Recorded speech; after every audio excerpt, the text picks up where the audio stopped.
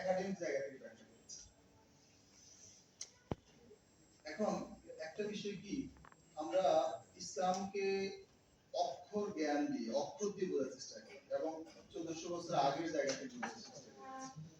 আল্লামা ইকবাল বলছেন ইসলাম কোন স্ট্যাটিক জিনিস না, এটা সময়ের সাথে সেটার প্রয়োজন অনুযায়ী যে ইস্তিহাদের ব্যাপার এখানে রয়েছে, তিনি রিজনিং কে এখানে সামনে নিয়ে আসছেন যে প্রেক্ষাপট বিশ্লেষণ করে আপনি এটাকে অ্যাডজাস্ট করতে হবে। এবং তিনি সিরিয়াসলি ওয়েস্টার্ন ন্যাশনালিজমের সমালোচনা করেছেন, কিন্তু মুসলিম জাতীয়তাবাদী চিন্তাকে মানুষের মুসলিমদের অন্তরে এস্টাবলিশ করার জন্য তিনি কাজ করেছেন। মসজিদ যেটাকে আমরা বলি মসজিদ কুর্তুবা, এই মসজিদটি স্পেন যখন মুসলমানরা পরাজিত হয় তখন বন্ধ হয়ে গেছে, ছয় বছর বন্ধ।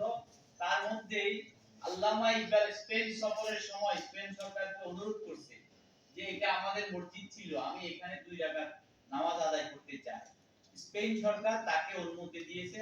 তিনি সর্বশেষ ব্যক্তি এই মসজিদে কুর্তুবা বা কর্ডোবা মসজিদে নামাজ আদায় করেছে।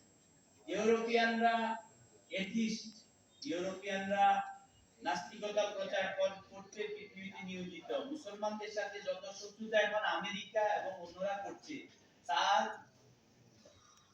তা হচ্ছে ইউরোপের চিন্তার সন্তান। আমেরিকার চিন্তার অস্তিত্ব কিন্তু না।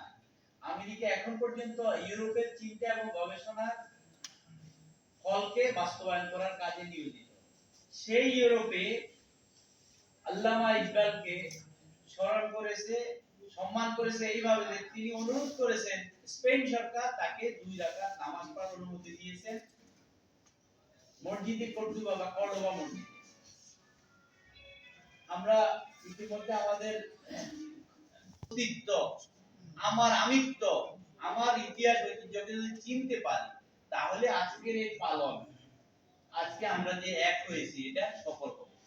আর আল্লামা ইকবাল সফল, কারণ আল্লামা ইকবাল তার যে শ্লোকটা আমি বাংলা বলেছি যে এই কবর, এই কাফন, এই সবই হলো শরীয়ত।